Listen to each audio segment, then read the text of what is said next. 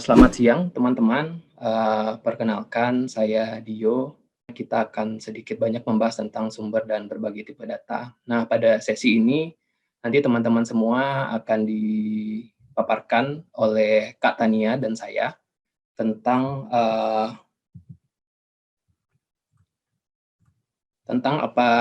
apa itu data, baik dari sisi terminologi maupun definisi data itu sendiri, lalu kriteria-kriteria data, dan manfaatnya sendiri, lalu jenis-jenis data itu yang teman-teman gunakan, sudah sempat gunakan itu sebenarnya diklasifikasikan jenis data apa, lalu sumber data itu kalau kita kategorikan itu seperti apa, dan terakhir kita membahas tentang apa itu yang dinamakan big data. Tapi sebelumnya, jika teman-teman ada pertanyaan terkait paparan yang ditampilkan, teman-teman mungkin bisa menggunakan fasilitas chat sama seperti sesi-sesi sebelumnya dengan menggunakan kode tanya. Nanti teman-teman silahkan mencantumkan pertanyaannya. Jika waktu dirasa cukup, mungkin nanti Kak Tania dan saya akan bisa menjawab langsung. Jika tidak, nanti akan kami sampaikan pernyataan tertulisnya. Nah, tujuan dari paparan ini adalah agar kita, terutama teman-teman nih yang akan melakukan sebagai calon peneliti muda, bisa mendapatkan pemahaman mengenai berbagai sumber data yang digunakan dalam penelitian. Karena kan teman-teman lulusan sarjana ini pasti sudah pernah menyelesaikan karya ilmiah, di mana itu penelitian itu menggunakan data-data baik itu, entah itu nanti kita sebutnya sebagai data primer ataupun data sekunder, tapi sedikit banyak teman-teman sudah pasti pernah bersinggungan dengan hal tersebut. Lalu pertanyaannya, apa itu data sebenarnya?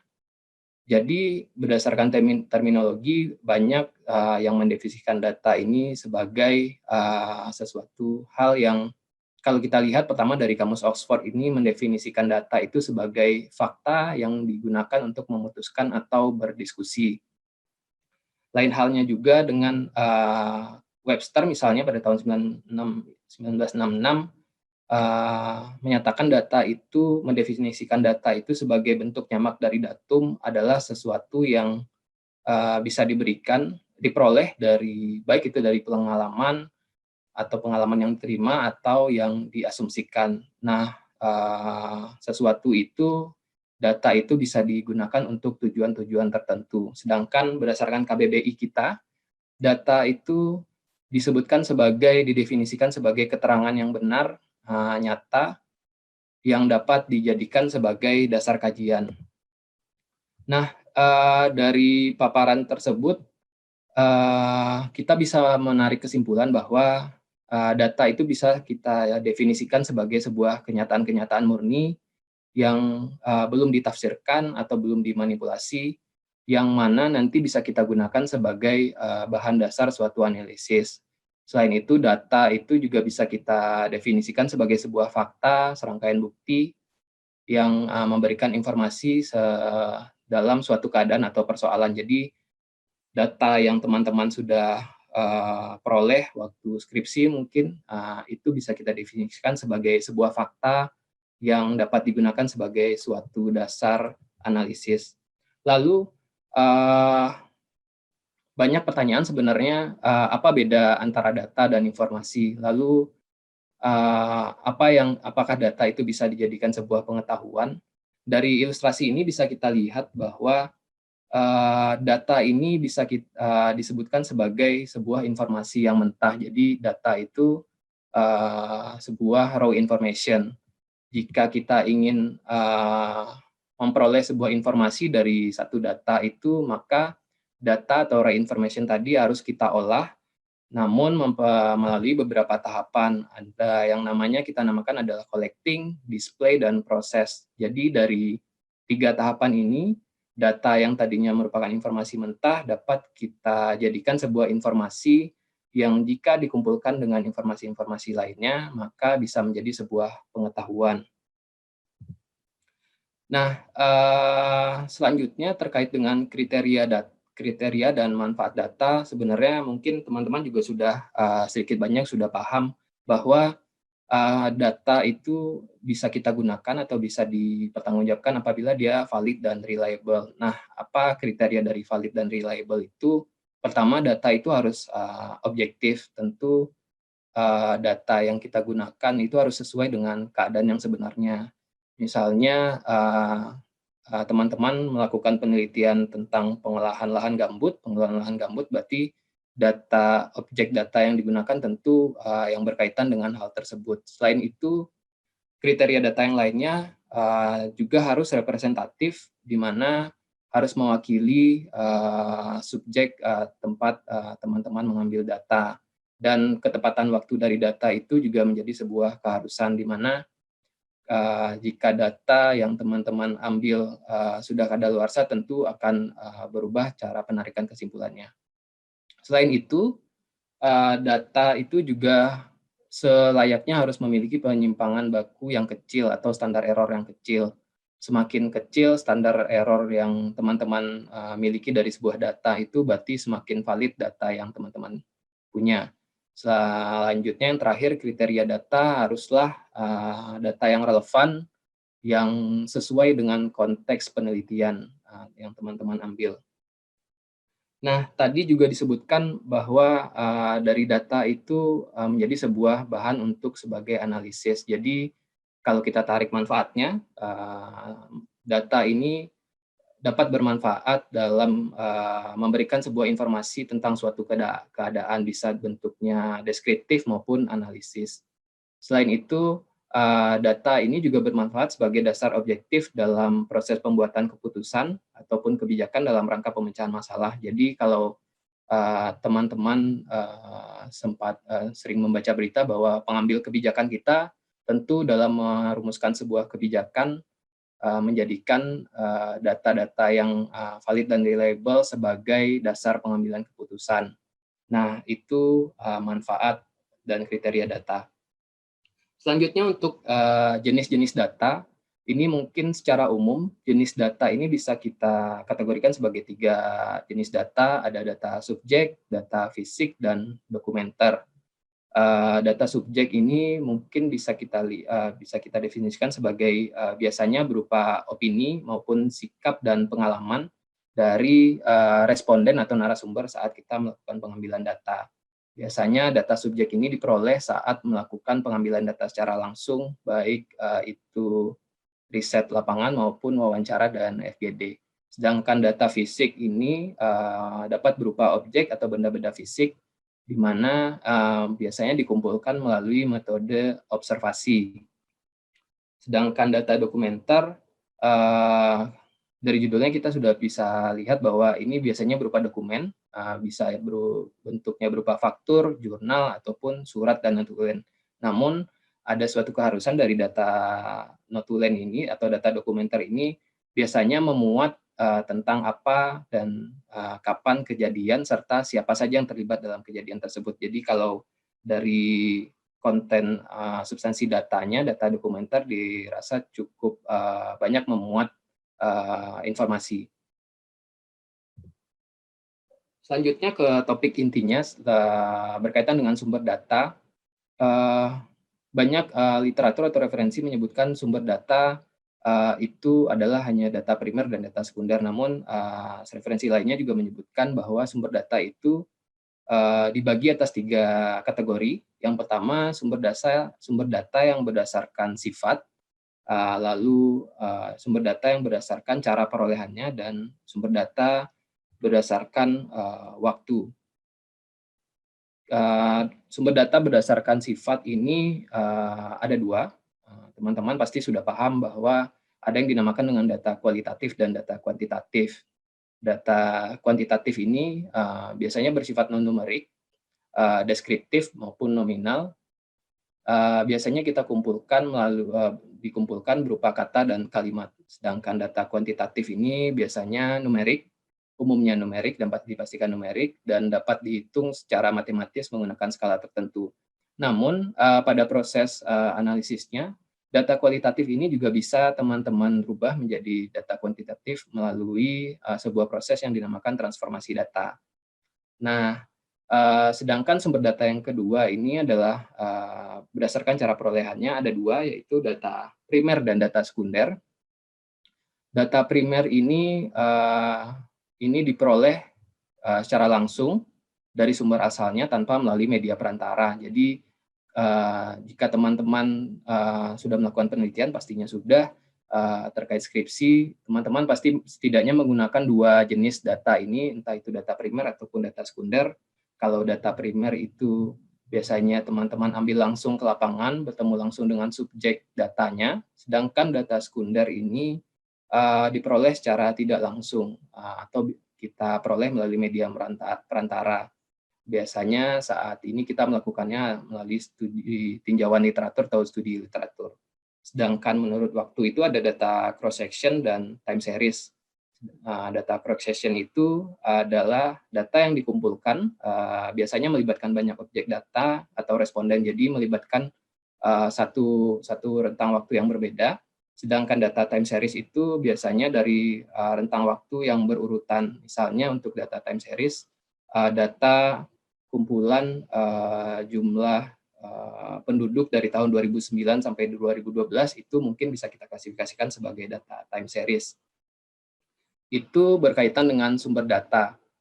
Nah, selanjutnya kita akan lebih dalam memaparkan tentang data primer dan data sekunder.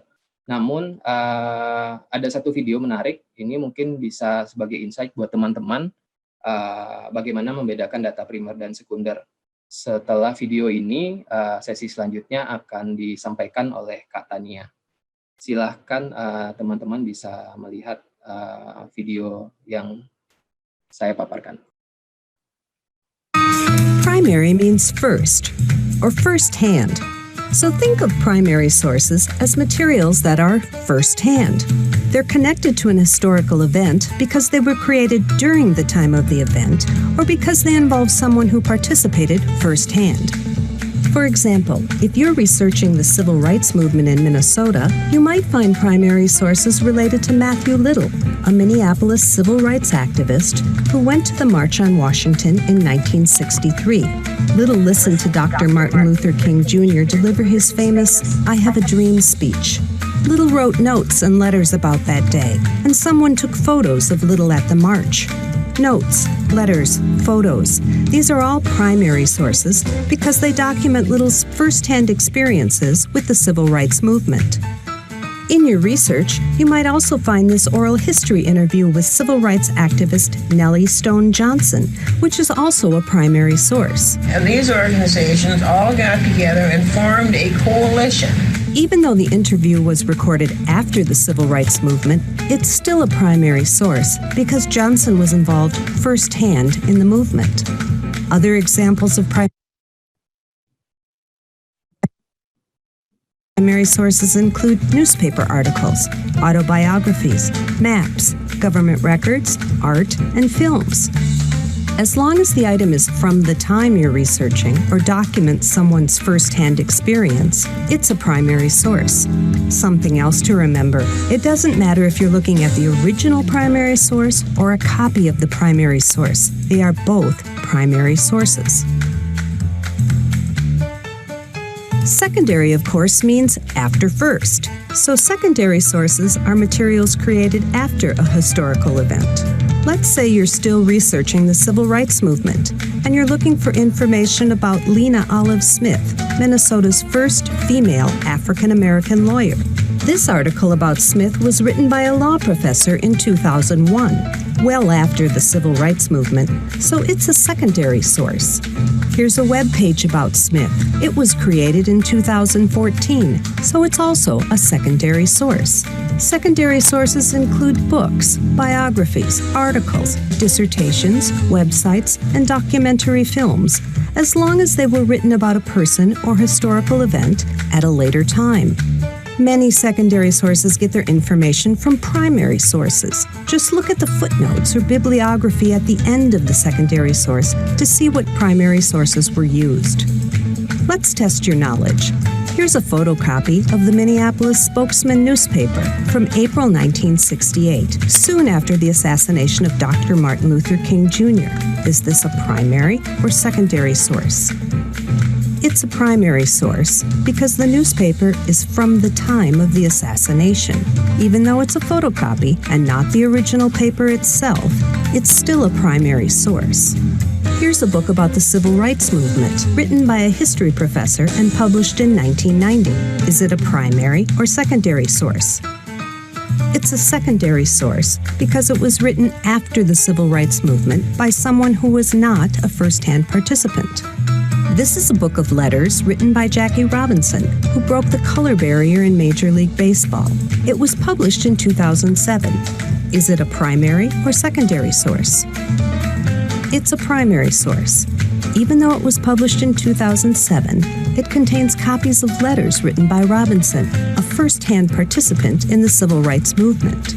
Now that you know what primary and secondary sources are, have fun researching. And remember, if you need help, ask a librarian. You can call, email, or ask questions in person. Visit www.mnhs.org/library for more information.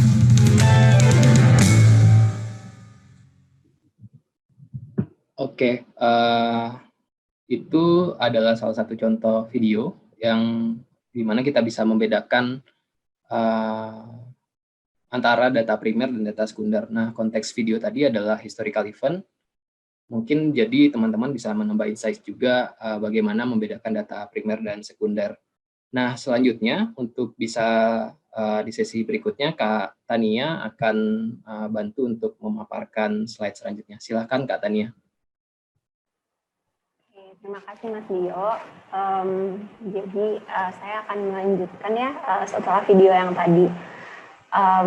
Jadi yang pertama mengenai data primer. Tadi kalau misalnya kita tonton di videonya, kan dijelaskan data primer itu tadi ada apa aja, ada note, letter, photos, interview. Jadi yang diambil first hand sama jadi di tangan pertama, yang pertama kali diambil oleh peneliti atau si pengambil datanya.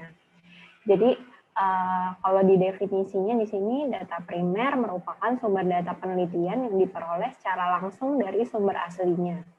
Jadi tidak melalui media perantara. Data primer ini nanti secara khusus dikumpulkan oleh peneliti untuk menjawab pertanyaan penelitiannya. Data primer ini dapat berupa opini subjek dari orang, secara individu atau kelompok, hasil observasi, kejadian atau kegiatan, dan hasil pengujian. Jadi kayak hasil observasi yang dilakukan langsung oleh penelitinya, itu juga merupakan salah satu contoh data primer.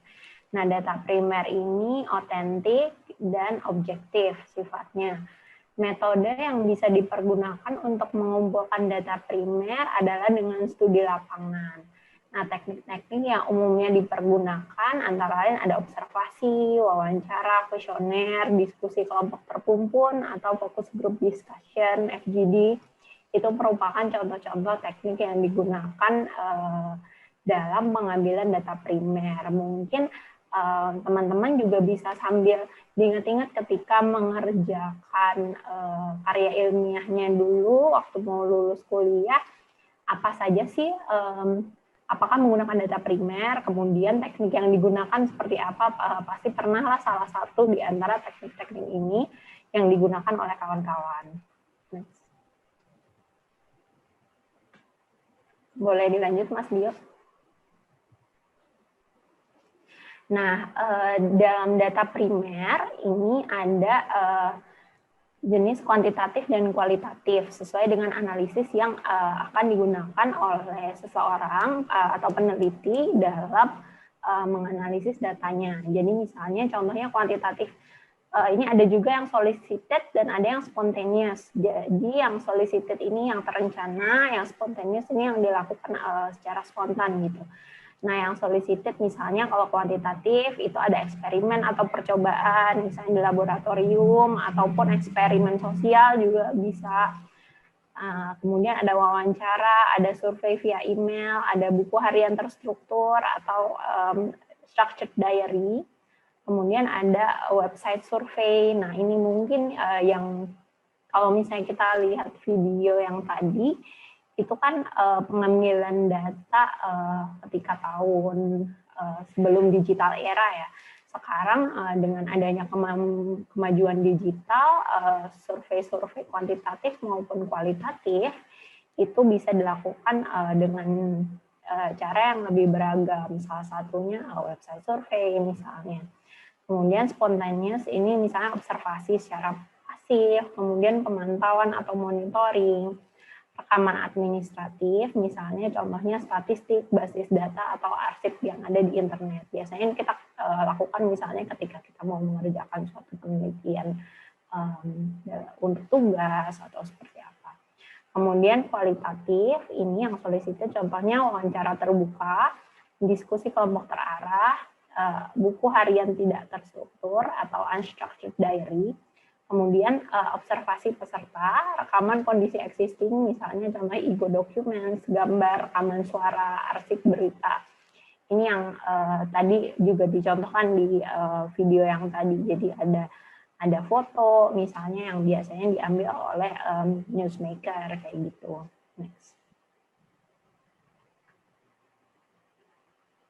Nah, kemudian apa sih kelebihan dan kekurangan data primer setelah kita mulai memahami tadi data primer itu seperti apa? Jadi kelebihan dari data primer itu merupakan sumber data yang dikumpulkan berdasarkan riset langsung. Artinya seorang peneliti first hand, dia langsung turun ke lapangan, kemudian melihat langsung kondisinya seperti apa. Mungkin bisa mendapatkan insight-insight yang lebih dibandingkan kalau misalnya kita menggunakan data sekunder. Di dalam data primer ini kita juga dapat mengetahui sumber dari mana data yang dikumpulkan tersebut untuk mengecek validitas data. Jadi misalnya kita sudah melakukan survei yang pertama, kemudian kita menganalisis, kita bisa kembali lagi, nggak harus ke semuanya, tapi misalnya apabila terdapat error pada beberapa data kita, atau ada persoalan di beberapa data, kita bisa kembali ke narasumbernya kayak gitu. Terus kekurangannya adalah pengumpulannya datanya rumit.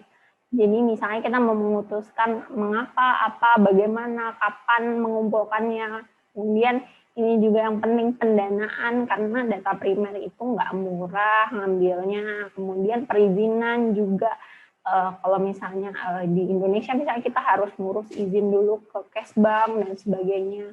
Kemudian memastikan data yang dikumpulkan memiliki standar yang tinggi, itu juga penting. Karena kan kita harus mendesain dulu surveinya seperti apa. Terus biaya untuk memperoleh data ini seringkali menjadi pengeluaran utama dalam studi. Jadi misalnya kita mau merancang penelitian yang basis datanya primer, tentunya pembiayaan untuk pengambilan data primer ini akan memakan anggaran yang biasanya cukup besar nih dalam rancangan anggarannya. Nah, ini contoh data primer secara umum. Tadi sudah dicontohkan di videonya, tapi ini mungkin konteksnya yang lebih Indonesia gitu ya. Kondisi gedung pertemuan warga sudah tua dan tidak layak digunakan untuk menampung kegiatan warga, misalnya. Itu kualitatif dan cross section, seperti yang tadi sudah dijelaskan sama Mas Dio. Itu berarti kualitatif karena dinilainya itu secara tidak ada indikator angkanya, jadi tidak terhitung gitu ya, lebih ke penilaian kualitasnya secara yang appearance-nya gitu, yang terlihat gitu dari observasinya, kemudian cross section jadi dilakukan saat itu. Pada satu waktu saja, tidak time series. Nah, tingkat kedisiplinan pegawai telah mencapai 90% dari yang diharapkan. Nah, ini kuantitatif. Kenapa kuantitatif? Karena tingkat kedisiplinannya mencapai 90%, berarti terukur nih, ada angka. Jadi dia mengkuantify, menghitung angkanya peningkatannya berapa. Dari yang diharapkan, berarti ada jangka waktunya dari yang sebelumnya ke jangka waktu. Misalnya sebelumnya tahun X ke tahun Y, berarti itu yang diharapkan. Itu cross section. Nah, kemudian produktif pada satu waktu tersebut kan menilainya. Next. Produktivitas padi di Kabupaten Sleman paling banyak 8 ton per hektar. Nah, ini berarti kuantitatif dan cross section. Jadi pada satu waktu tersebut produktivitas padinya 8 ton per hektar. Jadi jumlahnya sebesar itu.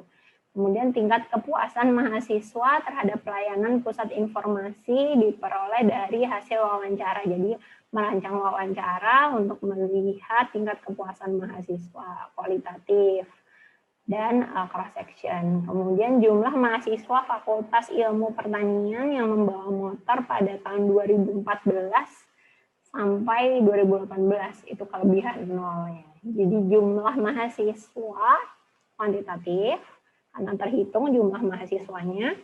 Fakultas Ilmu Pertanian yang membawa motor tahunnya 2014 sampai 2018 ada jangka waktunya, berarti time series. Bisa dilanjut Mas Bu. Nah, jadi contoh data primer dalam penelitian nih. Kalau misalnya tadi udah dalam bentuk tabel, kita coba bahas paragraf. Jadi misalnya data primernya adalah budidaya nanas di lahan gambut. Nah, seorang peneliti mengumpulkan data primer budidaya nanas yang berhasil di Kabupaten Kampar. Untuk mendapatkan data primer, maka peneliti tersebut melaksanakan proses pengambilan data di suatu desa di Kabupaten Kampar. Untuk mempermudah proses pengambilan data, peneliti menyiapkan daftar pertanyaan dalam kuesioner. Beberapa kuesioner tersebut ditanyakan ke petani nanas di desa berisi data pemilihan bibit, persiapan lahan dan penanaman, pemeliharaan, dan penanaman. Nah, lalu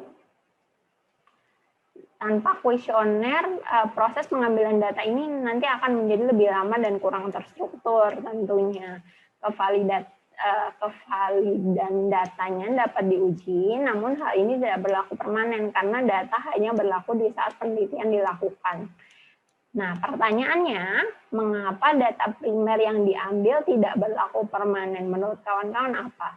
Bisa dijawab di komen dengan depannya jawab _ jawaban kawan-kawan. Jadi dari paragraf ini, mengapa data primer yang diambil tidak berlaku permanen? Kenapa seperti itu? Nah, oke, bisa dilanjut. Nanti kita akan bahas jawabannya di akhir ya. Nah, sekarang kita lanjut membahas mengenai data sekunder. Jadi, data sekunder itu merupakan sumber data penelitian yang diperoleh peneliti secara tidak langsung melalui media perantara. Jadi diperoleh dan dicatat oleh pihak lain, misalnya pihak lain mengeluarkan buku, kemudian kita mengutip buku tersebut atau data yang digunakan dalam buku tersebut, maka itu merupakan data sekunder. Data sekunder umumnya berupa bukti, catatan, atau laporan historis yang telah disusun dalam arsip atau data dokumenter. Jadi yang sudah dilakukan oleh orang lain sebelumnya, yang dipublikasikan dan yang tidak dipublikasikan. Metode yang dipergunakan untuk pengumpulan data sekunder ini adalah dengan studi kepustakaan. Nah, teknik yang umumnya dipergunakan adalah dengan pengkajian metode atau teknik arsip atau archival research atau teknik dokumenter. Jadi kayak mendokumentasikan gitu. Atau jadi misalnya kita menganalisis konten dari suatu arsip gitu ya, itu teknik-teknik yang digunakan biasanya untuk menganalisis data sekunder. Nah, bisa dilanjut. Nah, kelebihan dan kekurangan. Nah, kelebihannya data sekunder ini lebih menghemat waktu dan biaya dalam penelitian. Kenapa demikian? Karena tidak melakukan survei secara langsung, nggak perlu ke lapangan, nggak perlu membuat kuesioner, nggak perlu butuh transport dan sebagainya. Dapat mengklasifikasikan suatu permasalahan dan menganalisis data melalui satu kali tinjauan pustaka. Ini mungkin juga nggak fully true ya, jadi nggak selalu biasanya lebih pasti ya dari 1 kali tinjauan pustaka, tapi bisa juga itu dilakukan dengan 1 kali. Peneliti tidak bertanggung jawab secara pribadi atas kualitas data. Ya, karena dia menghindari data yang sudah dilakukan oleh peneliti lain gitu. Nah, kekurangannya adalah kevalidan data tidak terjamin karena dia nggak bisa mengecek sendiri. Kemudian dengan berlalunya waktu data menjadi usang dan sangat tua. Jadi misalnya kita primer nih kita bisa langsung survei ke tempatnya pada waktu tertentu. Kemudian kalau misalnya kita pakainya data sekunder, tentunya itu udah data yang sebelumnya, tahun sebelumnya, maksudnya di kasus yang kita bahas, tapi udah berlalu gitu waktunya, mungkin kondisinya sudah tidak seperti itu lagi gitu.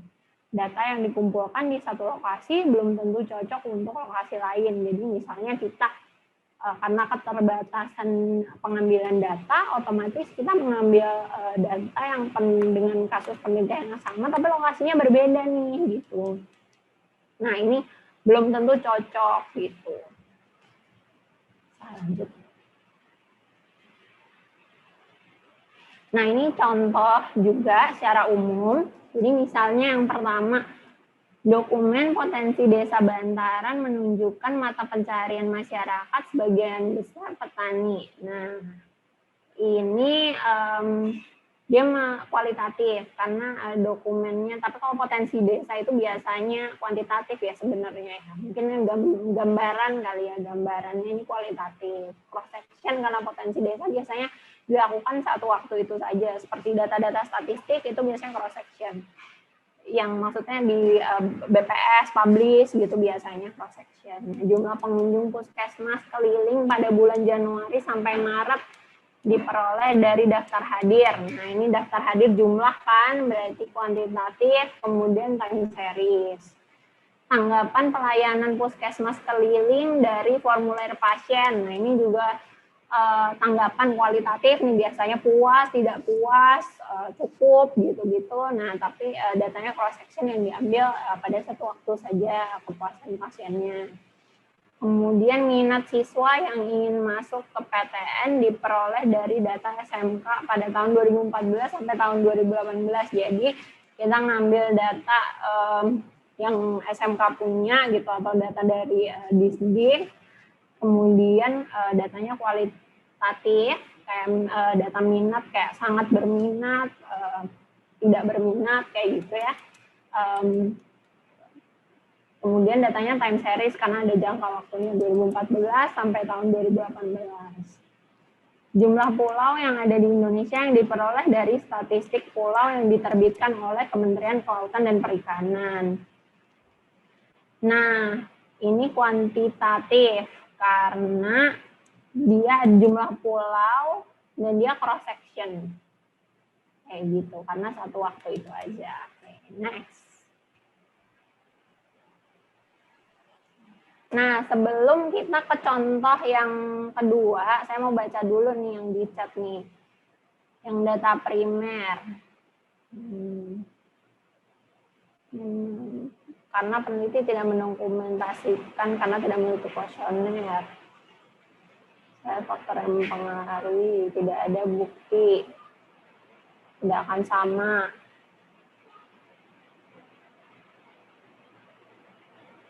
Nah ini yang benar nih Andre Prasetyo, aku belum baca dari atas sampai bawah ya, cuman ini overall yang udah nemu nih Andre Prasetyo tepat karena data primer mengalami perkembangan dari waktu ke waktu sehingga tidak bisa dijadikan data permanen, betul. Jadi meskipun kita sudah turun ke lapangan, misalnya kita turun ke lapangan tahun 2018 gitu ya, ngambil data primer. Ya data itu berlaku untuk tahun tersebut, untuk tahun 2018-nya gitu. Kalau misalnya sudah tahun 2020, mungkin itu sudah tidak relevan lagi gitu. Makanya kenapa ketika kita mengutip nih, misalnya penelitian orang yang diambil tahun 2018, nah itu kita perlu menyertakan juga kapan dia mengambil datanya, kayak gitu. Oke, kita tutup ya yang pertanyaan yang tadi. Sekarang kita lanjut ke yang contoh data sekunder dalam penelitian. Nah, jadi data sekundernya adalah pengaruh varietas dan bibit terhadap pemanenan nanas. Kita ini masih ngomongin soal nanas nih. Jadi waktu panen nanasnya berbeda-beda ternyata tergantung pada varietas dan bibit yang digunakan. Studi Hadiati dan Indriani tahun 2008 menunjukkan bahwa dari 3 jenis bibit yang diuji menunjukkan jangka waktu panen yang berbeda. Dari paparan singkat di atas, apa yang harus ada dalam menyampaikan data sekunder? Nah, nih kawan-kawan nih yang data primer tadi udah ditutup ya jawabannya. Ini kita lanjut ke pertanyaan kedua. Dari paparan singkat di atas nih jawabannya ada di paragraf tersebut nih. Ini cukup menggambarkan ini paragrafnya kira-kira apa sih yang harus ada dalam menyampaikan data sekunder.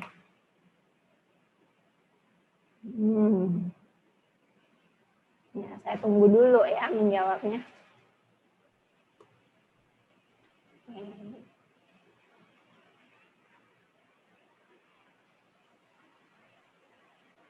Nah, ini udah ada 3 yang jawab. Ada Dika Ardila, ada Muhardianto Cahaya, ada Leviano, makin banyak. Ya, betul. Overall kayaknya jawabannya udah betul semua ya. Jadi jawabannya adalah perlu menampilkan sumber.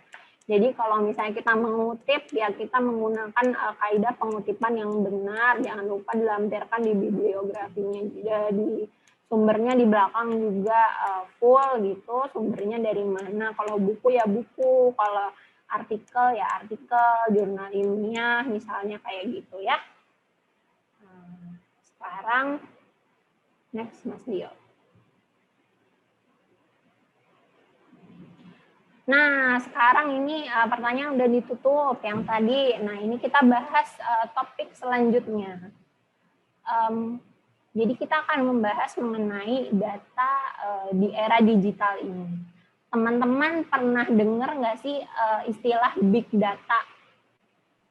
Nah, jadi Bapak yang ada gambarnya di presentasi ini namanya Dowleni atau beliau adalah seorang analis industri. Nah, beliau menjelaskan mengenai tindakan pengumpulan dan penyimpanan informasi yang besar untuk analisis.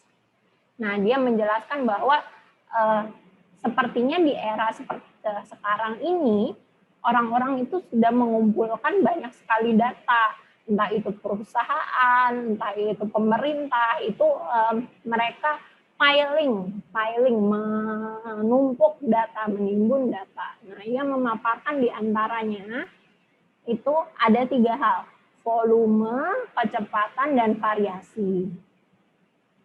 Volume itu organisasi mengumpulkan data dari berbagai sumber, misalnya satelit peta, media sosial, dan informasi dari sensor atau mesin, kayak gitu. Jadi misalnya pernah dengar nggak big data yang diambil dari kicauan di Twitter gitu.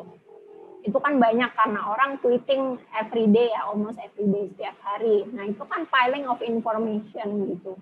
Ketika orang pertama kali membuat sosial media, mereka nggak pernah terpikir bahwa hal-hal tersebut itu akan menghasilkan tumpukan data gitu.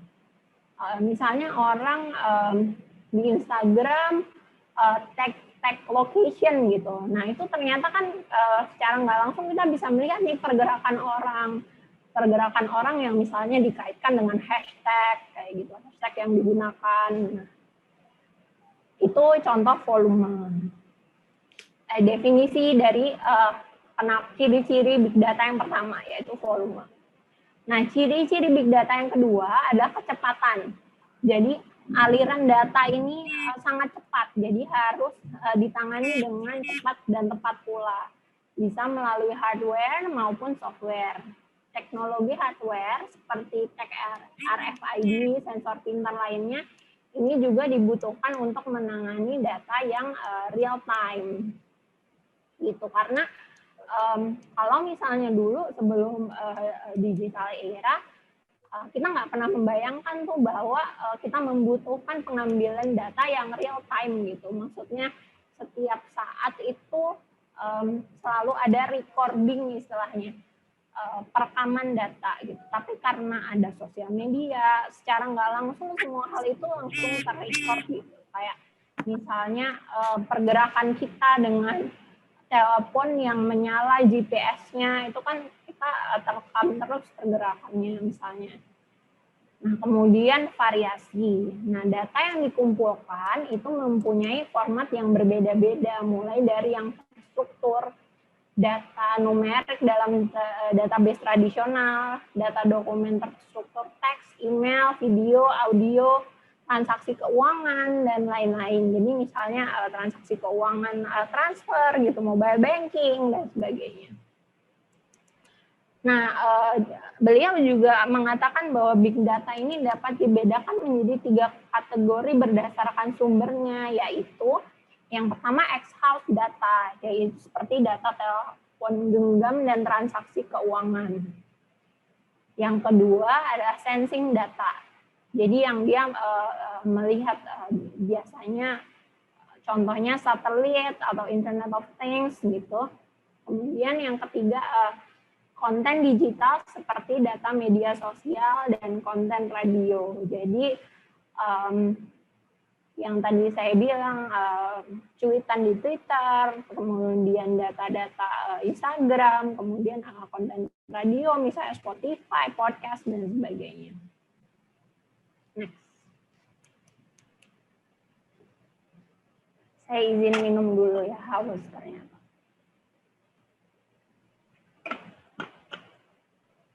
Nah, potensi big data. Nah, jumlah data yang telah dibuat atau disimpan pada tingkat global ini hari ini hampir tak terbayangkan jumlahnya.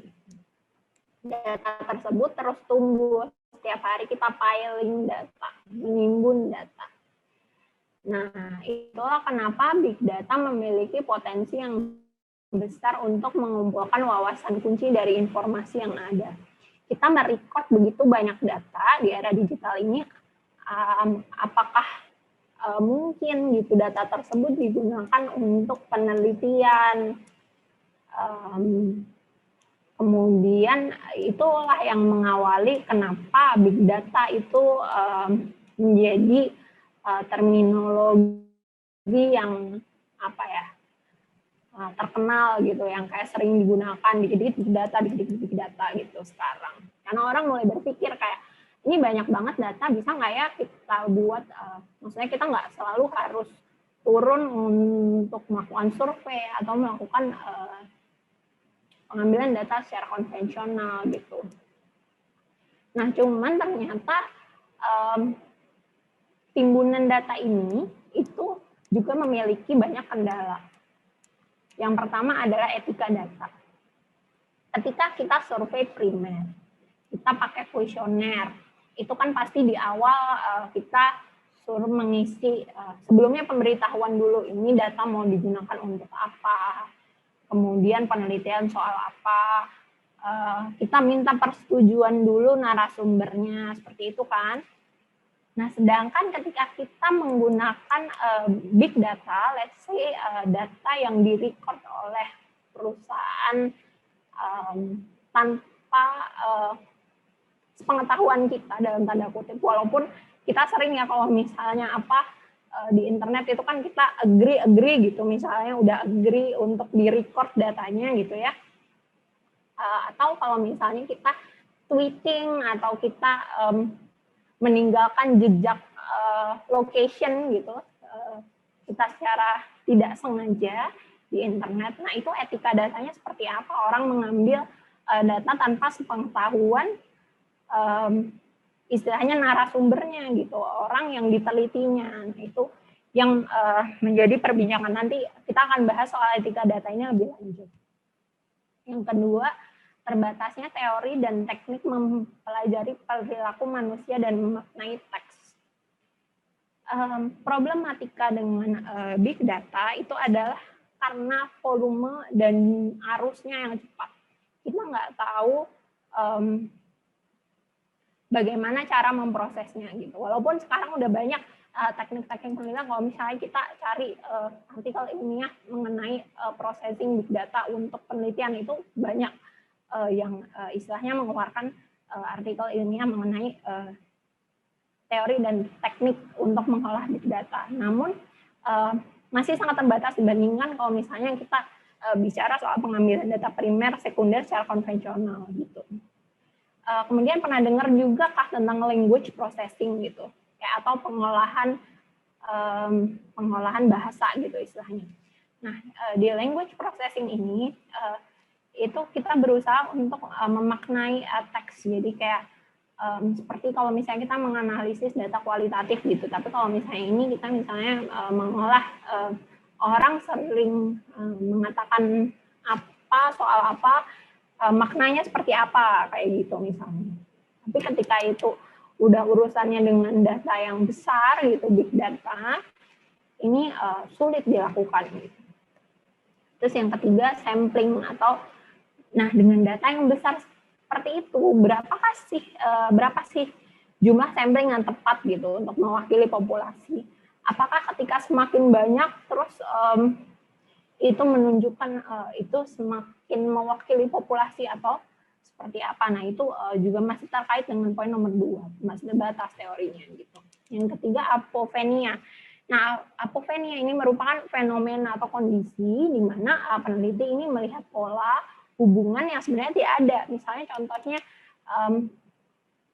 kita menganalisis, balik lagi contohnya Twitter ya, karena orang sekarang ini banyak nih yang mengolah data dari tweet, dari tweetan gitu. Nah, jadi orang melihat pola, orang banyak pernah lihat jaring-jaring itu belum cuitan yang ada di Twitter, dari mana sih isu pertama kali muncul gitu misalnya. Jadi kayak ternyata si ini nih yang pertama kali ngeluarin isu ini sehingga di retweet oleh dan di komen, di reply gitu oleh ribuan jutaan orang gitu. Nah, peneliti ini melihat ada pola hubungan ini, ternyata ada 2 kutub gitu. Tapi benarkah kayak gitu gitu? Ternyata sebenarnya banyak bot gitu. Kalau misalnya di Twitter kayak maksudnya itu bukan betul-betul orang, jadi itu bukan opini seorang tapi opini yang dibentuk misalnya. Nah, di situ peneliti mengalami apophenia ketika dia menyimpulkan ada 2 kutub nih ternyata gitu. Padahal sebenarnya kutubnya ada banyak, nggak cuma 2 gitu pendapatnya. Ini digiring untuk menjadi seperti itu. Jadi peneliti di sini terjebak melihat pola atau hubungan yang sebenarnya itu tidak ada. Gitu. Next. Kita lanjut. Oke. Nah, kita makanya sekarang bicara soal tanggung jawab data atau kemunculan tren mengenai etika data. Nah, karena kemudahan untuk googling, untuk harnessing data from big data. Nah, ini ada 6 metode etika data dalam penelitian. Yang pertama adalah inform dan consent atau memberitahu dan menyetujui. Jadi informasikan jika akan mengambil data personal seseorang. Jadi misalnya kita mau mengambil metode penelitian yang secara digital gitu. Nah, kita harus menginformasikan juga jika pengambilan data personal ini serta menjelaskan akan digunakan untuk apa data tersebut gitu. Kemudian poin yang kedua adalah kerahasiaan dan perlindungan. Jadi pastikan penyimpanan data itu terhindar dari data breach atau kebocoran data. Pernah dengar juga kan kayak Tokopedia, kemudian kayak maksudnya apa sih yang e-commerce itu mengalami kebocoran data pribadi. Nah, itu harus sangat dihindari, apalagi kalau misalnya kita mau menggunakan istilah pengambilan data secara digital. Kemudian transparansi 2 arah. Nah, komunikasikan hasil dari pengolahan data tersebut. Meskipun jadi tanggung jawab seorang peneliti terhadap narasumbernya itu tidak berakhir saat kita memberitahukan ini untuk apa. Kita mengkomunikasikan hasilnya gitu. Kayak ini hasil penelitiannya, datanya digunakan untuk ini gitu. Yang keempat, menghargai peraturan. Ikuti peraturan yang berlaku dalam topik maupun lokasi pengambilan data. Misalnya kita mengambil data di Indonesia, ya kita menghormati. Walaupun kita masih belum punya undang-undang data perlindungan data pribadi, kita berharap akan ada. Kita mengikuti peraturan pengambilan data untuk penelitian yang ada meskipun kita melakukan pengambilan datanya secara digital. Yang berlaku dalam topik, maksudnya misalnya kita meneliti tentang human rights, tentang sosial, misalnya tentang gender ya, kita menghormati juga apa aja sih peraturan-peraturan untuk mengambil data dengan topik-topik tersebut, apalagi untuk topik-topik yang sensitif. Kemudian kelima, privacy by design.